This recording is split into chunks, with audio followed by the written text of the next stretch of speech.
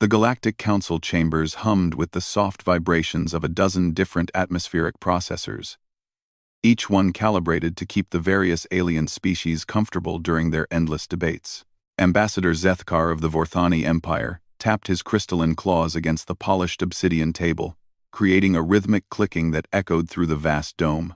His four eyes, arranged in a diamond pattern across his elongated skull, focused on the holographic display floating above the center of the assembly.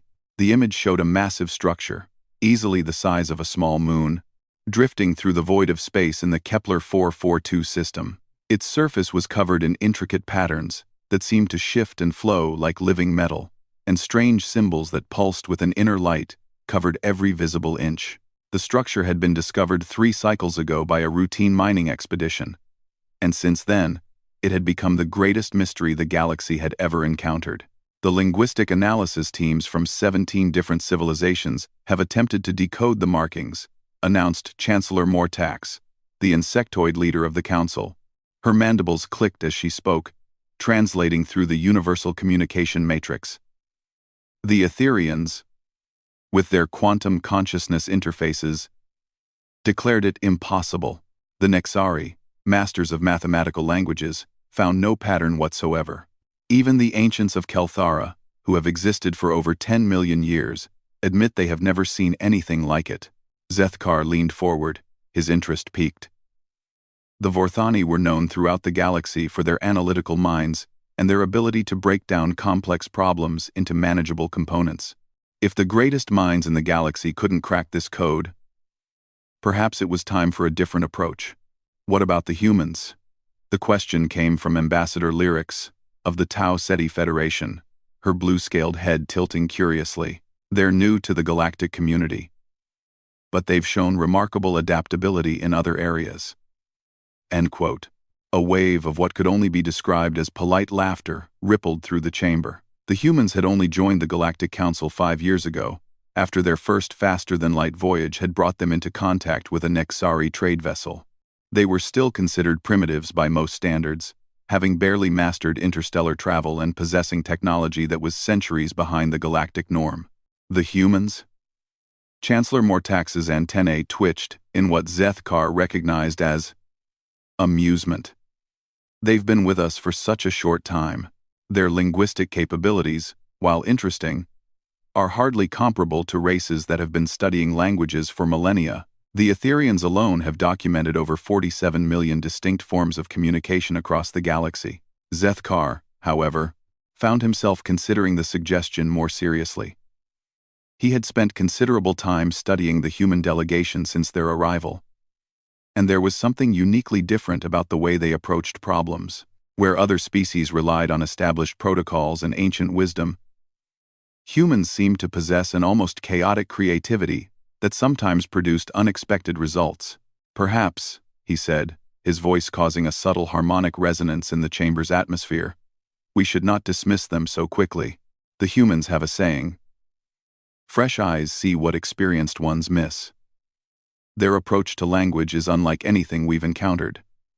Offended, Ambassador Chen Wei, the human representative, had been sitting quietly in the section reserved for newer council members. She was a small woman by human standards, with short black hair and dark eyes that seemed to take in everything around her with intense curiosity.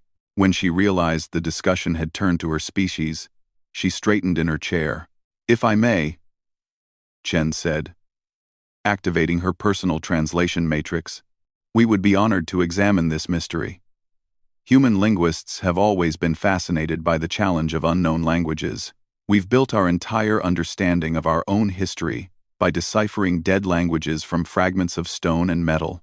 The Nexari ambassador, a being that resembled a walking crystal formation, pulsed with colors that indicated skepticism. With respect to our human colleagues, this is not some primitive script carved into stone. This structure predates most galactic civilizations. The symbols appear to exist in at least 11 dimensions, some of which we can barely perceive. Our most advanced quantum computers have been processing the data for 3 cycles without making any meaningful progress. Chen nodded respectfully. We understand the magnitude of the challenge. But humans have always excelled at pattern recognition. especially when conventional approaches fail. Our brains are wired differently than most species. We see patterns in chaos, find meaning in randomness. It's how we survived on our homeworld for thousands of years, before we developed advanced technology. Zethkar watched the exchange with growing interest. The human was not boasting or making grand claims. She was simply stating facts about her species' capabilities, and there was a quiet confidence in her voice that suggested she truly believed they could succeed where others had failed. Very well, Chancellor Mortax decided after a moment of consultation with her advisors.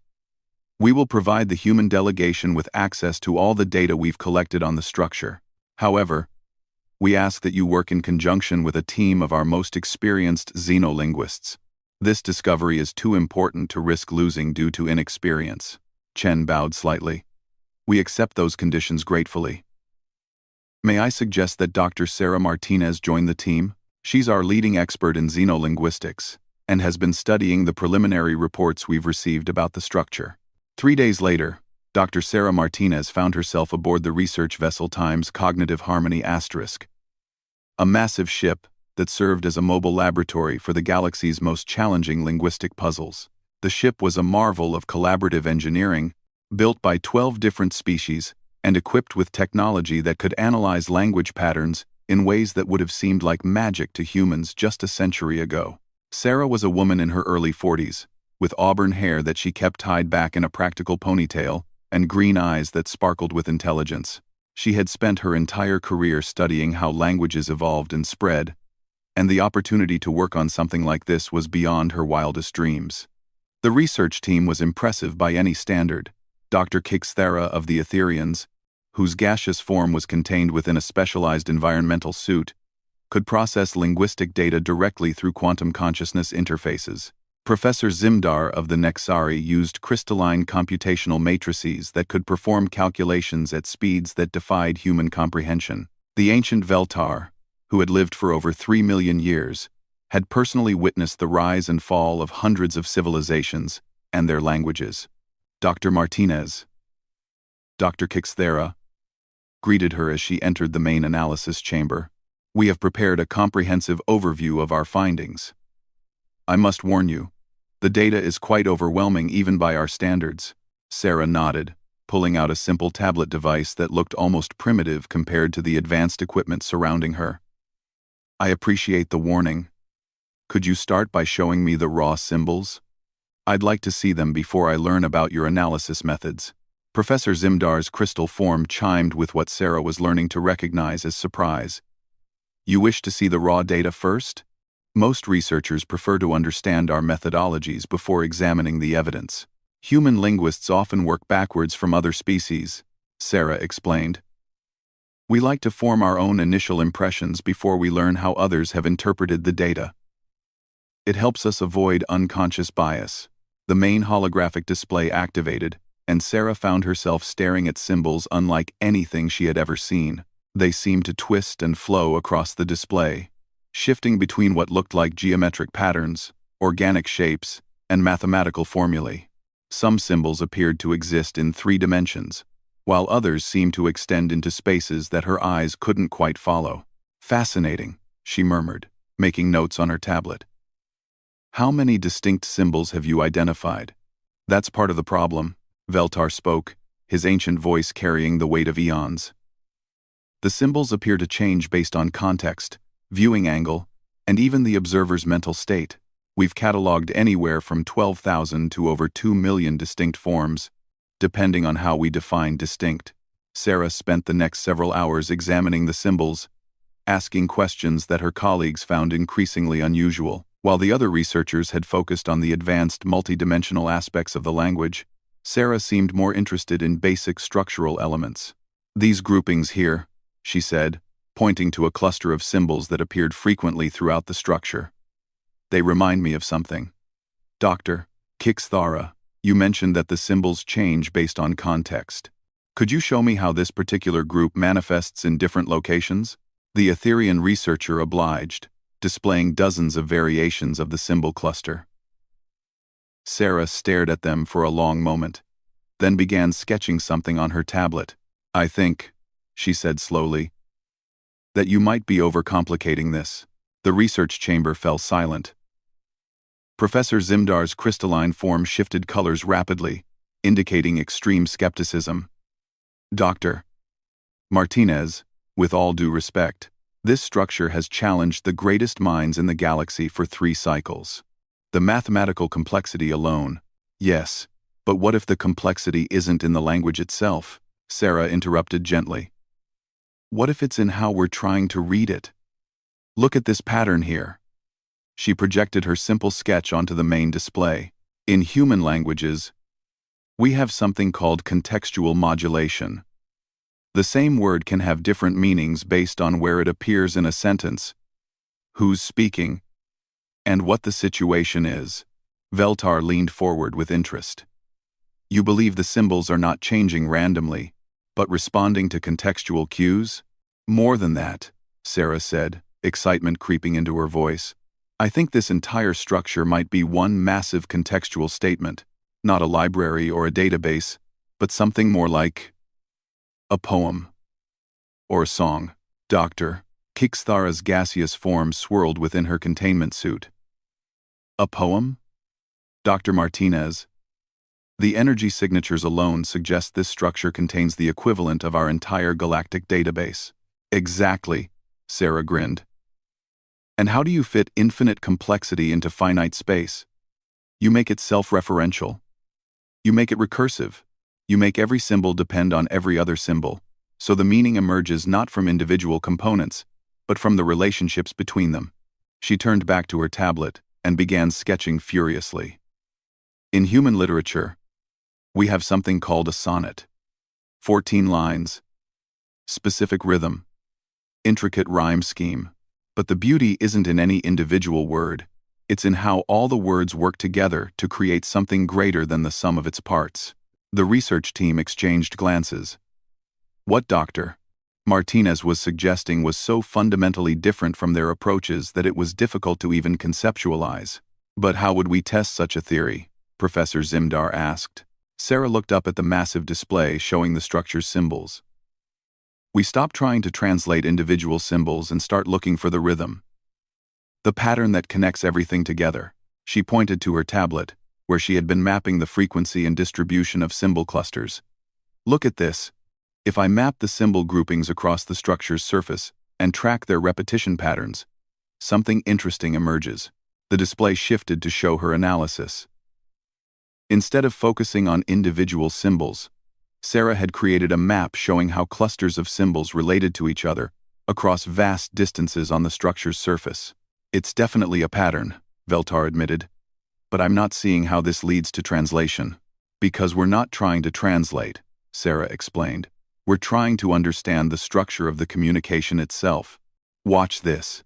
She input a series of commands, and the display began showing the symbol clusters in sequence, following the pattern she had identified. As the sequence played, something remarkable happened. The seemingly random symbols began to flow together, creating a rhythm that was almost musical. The multidimensional aspects that had seemed so chaotic now appeared to be harmonics, adding depth and complexity to an underlying melody. By the void, whispered Dr. Kixthara. It's beautiful. It's not just beautiful, Sarah said, her voice filled with wonder. It's structured, purposeful. This entire structure isn't a message that needs to be decoded. It's a message that needs to be experienced. The meaning isn't in the individual symbols. The meaning is in the pattern itself. The meaning is in the pattern itself. Professor Zimdar's colors shifted to indicate deep thought. If you're correct, then we've been approaching this entirely wrong. We've been trying to create a translation matrix when we should have been learning to listen. 200 interregia. Exactly, Sarah nodded. And now that we know what we're listening for, we can start to understand what it's trying to tell us. As if in response to their breakthrough, the holographic display flickered. And for just a moment, the symbols on the structure's surface pulsed in perfect synchronization with the pattern Sarah had discovered. The researchers stared in amazement as the ancient structure seemed to acknowledge their understanding. Dr. Martinez, Veltar said quietly, I believe you may have just made the most significant linguistic discovery in galactic history. But Sarah was already back at work, her fingers flying across her tablet as she mapped more patterns and relationships. Because if she was right about the structure being a vast, interconnected message, then they had only just begun to hear what it was trying to say, and something told her that the full revelation would change everything they thought they knew about the galaxy and their place in it. The breakthrough had sent ripples throughout the galactic research community. Within hours of Dr. Martinez's discovery, the Times, Cognitive Harmony Times, was receiving priority communications from the highest levels of government across dozens of star systems. The possibility that the mysterious structure was not just a repository of information, but an active communication attempt, had elevated the project from academic curiosity to galactic security priority. Sarah found herself working around the clock, barely stopping for the nutrient supplements that the ship's systems provided. The pattern she had identified was just the beginning, a linguistic skeleton that needed flesh and meaning added to it. As she delved deeper into the structure's communication matrix, she began to realize that her initial assessment had been conservative. This wasn't just a poem or song, it was something far more complex and beautiful. Dr. Martinez, Dr. Keeks Thara approached her workstation, her gaseous form shimmering with excitement. The pattern recognition algorithms have completed their analysis of the frequency variations you identified. The results are unprecedented. Sarah looked up from her tablet, rubbing her tired eyes. Show me. The main display activated, revealing a three-dimensional model of the structure with flowing streams of light connecting different symbol clusters across its surface. The pattern was breathtaking, like watching the neural network of a vast brain processing thoughts in real time. It's not just one pattern, Sarah breathed. It's hundreds of them, all interconnected, like a symphony with multiple movements, each one contributing to a larger musical structure. Professor Zimdar's crystalline form resonated with harmonic frequencies as he processed the implications. The computational complexity required to maintain this level of interconnected communication is beyond our current understanding. Even our most advanced civilizations couldn't create something like this. Veltar, who had remained mostly silent since the initial breakthrough, suddenly stood from his meditation position. His ancient eyes, which had seen the rise and fall of empires, focused on the display with an intensity that made everyone in the chamber pause. I know what this is, he said quietly. The research chamber fell silent, except for the soft humming of the ship's systems. When a being who had lived for 3 million years claimed to recognize something, everyone listened. During the early epochs of our civilization, Veltar continued, before most of the current galactic powers had even evolved beyond primitive organisms, there were stories. Legends passed down through generations of my people. They spoke of the architects, beings who existed before the current age of the galaxy, who built wonders that transcended the boundaries between technology and art. Sarah felt a chill run down her spine. You think this structure was built by these architects? Create. More than built, Veltar replied. I believe this structure is times an architect. Or at least, what remains of one. Dr. Kixthara's form swirled rapidly within her containment suit. You're suggesting that the structure is alive? Not alive in any sense we would recognize, Veltar explained. But conscious, certainly. The architects were said to have transcended the limitations of biological existence, becoming living embodiments of pure thought and communication. If the legends are true, then Dr. Martinez hasn't just deciphered a language. She's learned to communicate with a being that predates our entire understanding of galactic history. Sarah stared at the flowing patterns on the display, her mind racing. If Veltar was right, then every symbol cluster, every rhythmic pulse, every harmonic resonance was not just data. It was the thoughts of an ancient consciousness trying to reach across eons to make contact. But why now? She asked. If this being has existed for so long, why is it trying to communicate now? Perhaps, Professor Zimdar suggested, his colors shifting to indicate deep contemplation. It has been trying to communicate all along. We simply weren't advanced enough to recognize it as communication until now. Sarah turned back to her workstation with renewed purpose. If they were indeed in contact with an ancient consciousness, then understanding its message became more than just an academic exercise. It could hold the key to knowledge that predated the entire galactic civilization. Over the next several days, Sarah worked with the research team to develop new analysis protocols. Instead of trying to decode individual symbols, they focused on understanding the emotional and conceptual flows that connected different parts of the structure's communication matrix. It was a revolutionary approach that required them to think of language not as a series of discrete units of meaning, but as a living, breathing expression of consciousness itself. The results were staggering. As they learned to listen to the structure's thoughts, patterns of incredible complexity and beauty began to emerge. The being was not just communicating random information. It was sharing its memories, its experiences, and its understanding of the universe accumulated over millions of years. "Look at this sequence," Sarah called out, displaying a particularly intricate pattern flow. "It's showing us stellar formation processes, but not just the physical mechanics. It's conveying the aesthetic beauty of watching stars being born, the emotional impact of witnessing the birth of new solar systems." Dr. Kixthara drifted closer to examine the pattern. "The quantum resonances in this section suggest it's sharing sensory experiences that we don't even have biological mechanisms to perceive. It's trying to teach us new ways of experiencing reality." But as they delved deeper into the communication, they began to encounter something unexpected. Woven throughout the beautiful expressions of cosmic wonder and ancient wisdom were threads of something else: urgency, warning, and what could only be described as fear. "Professor Zimdar," Sarah said, calling the Nexari researcher over to her station, "I'm seeing recurring patterns that don't fit with the rest of the communication flow. They're more aggressive, more insistent, almost like warnings." The crystal being examined her analysis and began processing the data through his internal computational matrices. After several minutes, his form shifted to colors that Sarah had learned indicated extreme concern.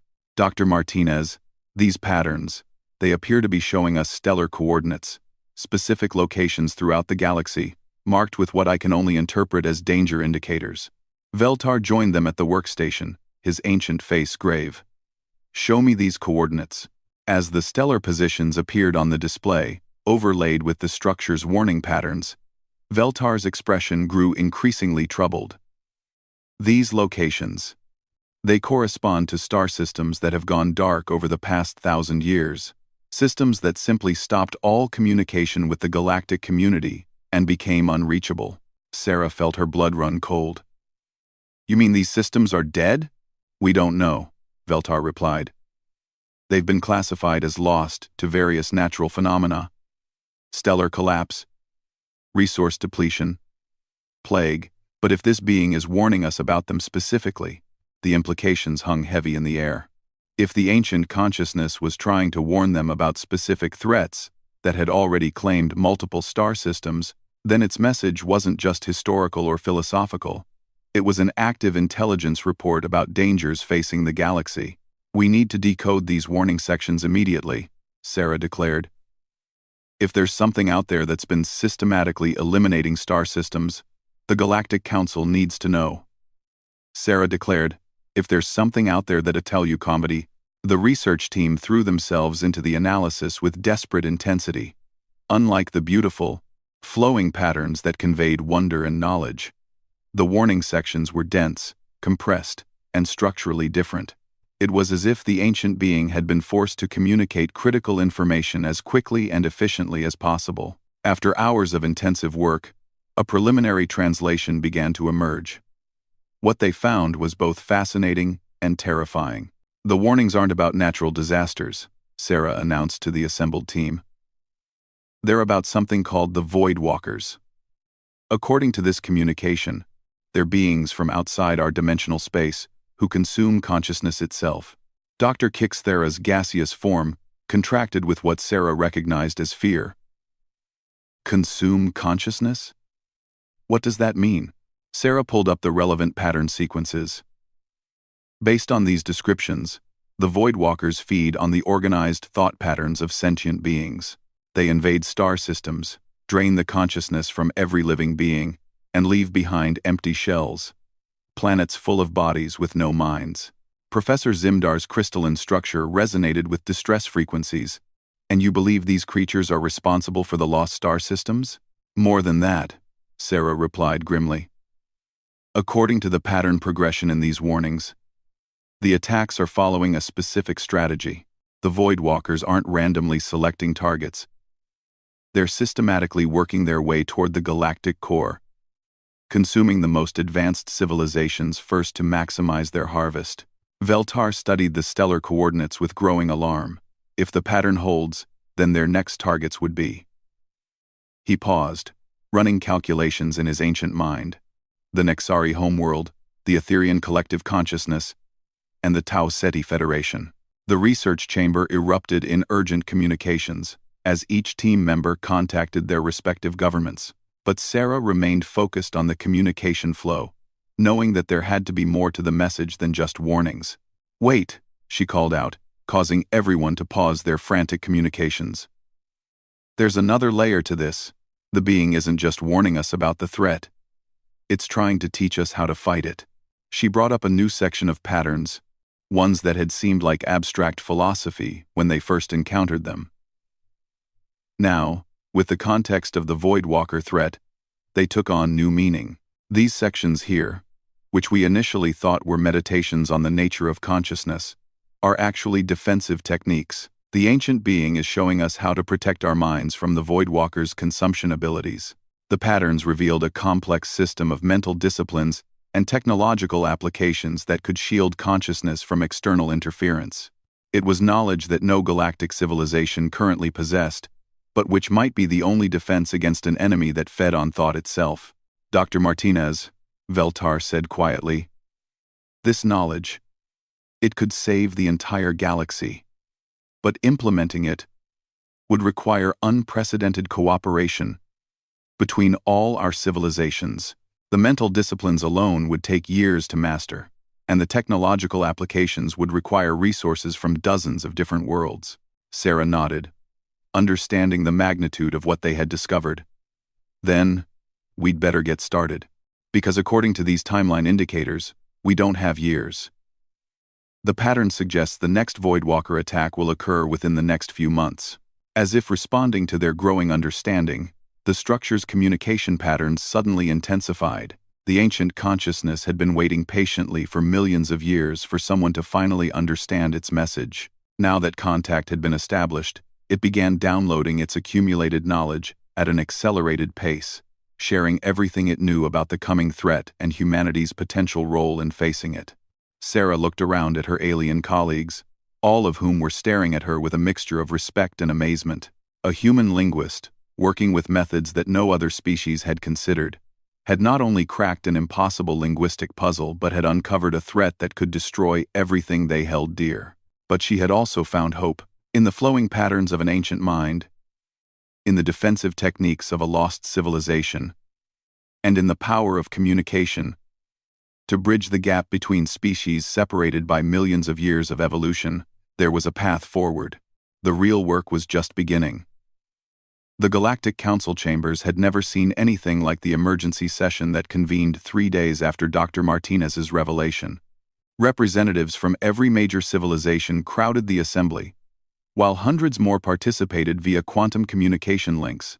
The holographic display at the center of the chamber showed the ancient structure, now identified as the last remaining architect, along with the decoded warnings about the Voidwalkers. Chancellor Mortax's mandibles clicked nervously as she addressed the assembly. "The evidence presented by the human linguistic team has been verified by our most advanced analysis systems. The threat described in these communications is real, and according to the timeline projections, imminent." Ambassador Zethkar stood from his position, his crystalline claws catching the light as he gestured toward the display. "The Vorthani Empire has reviewed the defensive protocols discovered by Dr. Martinez. While theoretically sound, implementing them would require a level of cooperation between our civilizations that has never been achieved. We're talking about sharing our most advanced consciousness research, our most sensitive mental disciplines, and our most closely guarded technological secrets." Murmurs of concern rippled through the assembly, Many of the galactic civilizations had been enemies or rivals for centuries. The idea of sharing their deepest secrets, even in the face of existential threat, was almost unthinkable. Dr. Sarah Martinez stood at the special podium that had been erected for the human delegation. She looked small and fragile compared to the massive alien beings surrounding her, but her voice carried clearly through the translation matrices. "Honored representatives," she began, "I understand the magnitude of what we're asking, but I've spent the past few days in continuous communication with the Architect Consciousness, and I can tell you with certainty that we cannot face this threat divided." She activated her personal display, showing the communication patterns she had been analyzing. The Voidwalkers aren't just physically powerful. They're strategically brilliant. They've been observing our galactic civilization for centuries, studying our weaknesses, our divisions, our fears. They know exactly how to turn us against each other. Ambassador Lyrics of the Tau Ceti Federation raised her scaled hand. "Dr. Martinez, even if we could achieve this cooperation, the timeline you've described gives us mere months to implement technologies and mental disciplines that should take decades to develop. How is this possible?" Sarah's expression brightened slightly. "That's where human capabilities come in. Throughout our species' history, we've specialized in rapid adaptation under pressure. We call it necessity, breeding innovation. When faced with impossible deadlines, humans have consistently found ways to compress development timelines and achieve breakthroughs that seemed impossible." Professor Zimdar, who had remained on the research vessel but was participating via holographic projection, added his crystalline harmonics to the discussion. "The human approach to the consciousness protection protocols has already yielded remarkable results. Dr. Martinez has developed training techniques that can teach the basic mental disciplines in weeks rather than years." The assembly buzzed with renewed interest. If the protective techniques could be learned quickly enough, the seemingly impossible timeline might actually be achievable. "Show them," Sarah said to her tablet. And the main display shifted to show a demonstration of the consciousness protection technique she had developed. The display showed brainwave patterns from various species, human, Vorthani, Nexari, and others, as they practiced the mental exercises derived from the architect's teachings. What the assembly saw was remarkable. The chaotic, vulnerable thought patterns that the Voidwalkers could easily consume were being replaced by organized, shielded configurations that resembled the architect's own communication structures. The key insight, Sarah explained, was realizing that consciousness protection isn't about building walls. It's about changing the fundamental structure of how we think. The architect showed us that by organizing our thoughts in specific patterns, we can make our consciousness incompatible with the Voidwalkers' consumption methods. Veltar, despite his ancient age, had requested to address the assembly in person. His voice carried the weight of 3 million years of experience as he spoke. "I have witnessed the rise and fall of 17 galactic civilizations," he said solemnly. "I have seen how fear and distrust can destroy even the mightiest alliances. But I have also seen what becomes possible when diverse species unite for a common cause. The humans have given us more than just a translation of the architect's warnings. They have given us a path to survival that relies on our greatest strength, our diversity." He gestured toward Sarah. "Each species brings unique cognitive advantages to these protection techniques. The Ethereans' quantum consciousness interfaces allow for unprecedented precision in thought pattern control. The Nexari computational abilities enable rapid optimization of the protective algorithms. The Vorthani analytical minds excel at identifying and correcting pattern vulnerabilities. Even my own species' ancient memories provide historical context that helps refine the techniques." "And the humans?" asked Ambassador Chenwei, curious about her own species' contribution. "The humans," Veltar replied with what might have been a smile, "provide the adaptability and integration skills that make it possible for all these diverse capabilities to work together. Your species has an almost unique ability to take disparate elements and combine them into something greater than the sum of their parts." The next several hours were spent in intense negotiation, as the various civilizations worked out the details of an unprecedented cooperation agreement. Resource allocation, technology sharing protocols, training schedules, and command structures all had to be established with a speed that normally would have taken years of diplomatic negotiations. Throughout it all, Sarah remained in continuous communication with the Architect consciousness, refining the defensive techniques and gathering additional intelligence about the Voidwalker's capabilities and weaknesses. "The Architect is sharing something new," she announced during one of the brief recess periods. "It's showing me the Voidwalker's origin point, where they're coming from, and how they travel between dimensions." The assembly immediately reconvened as Sarah displayed the new information. The patterns showed a tear in the fabric of space itself, located in the void between galaxies, where the Voidwalkers had established what could only be described as a harvesting operation. "They're not from our universe originally," Sarah explained. "They're refugees from a dimension where consciousness never evolved naturally. They've learned to consume it from other realities, to sustain themselves, and they've become incredibly efficient at it." Chancellor Mortax leaned forward intently. "Does the Architect provide any information about how to close this dimensional tear?" Sarah consulted the flowing patterns on her display. "Yes, but it requires something that only a fully unified galactic civilization could achieve. The Architect calls it a consciousness resonance cascade. Essentially, all the protected minds in the galaxy would need to synchronize their thought patterns simultaneously, creating a harmonic frequency that destabilizes the dimensional tier." The implications were staggering. Not only would they need to protect every sentient being in the galaxy from Voidwalker consumption, but they would need to coordinate their thoughts with perfect precision across hundreds of star systems. "The technical challenges alone," Ambassador Zethkar began, but Sarah interrupted him gently, "are exactly the kind of challenges that humanity specializes in solving," she finished. "We've built our entire civilization on the principle that impossible problems just require creative solutions." Over the following weeks, the galaxy transformed itself with unprecedented speed and cooperation. Human training specialists worked alongside alien consciousness researchers to develop accelerated learning programs.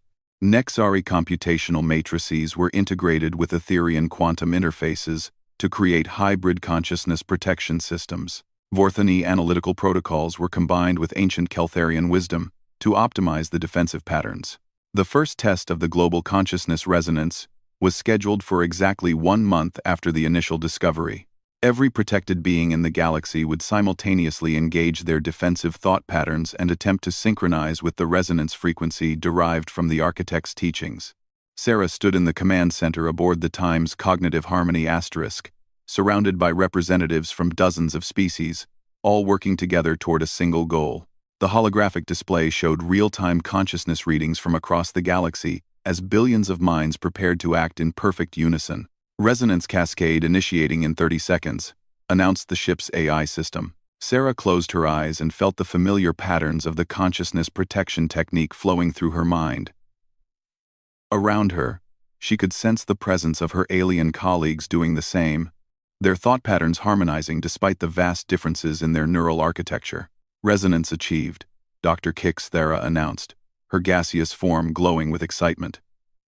"Consciousness synchronization at 97% across all participating systems." The display showed the harmonic frequency building across the galaxy, growing stronger as more minds joined the resonance. Sarah could feel it in her own consciousness. A sense of connection with every protected being in the galaxy, as if they had all become part of a single, vast mind. "Dimensional tear destabilization confirmed," Professor Zimdar reported, his crystalline form resonating with the harmonic frequency. "The Voidwalker's access point is collapsing," but even as they celebrated their success, Sarah remained focused on the communication from the Architect. The ancient consciousness was sharing one final gift. Not just the knowledge of how to defend against the Voidwalkers, but the understanding of what they had achieved. "The Architect is telling us something important," Sarah announced to the command center.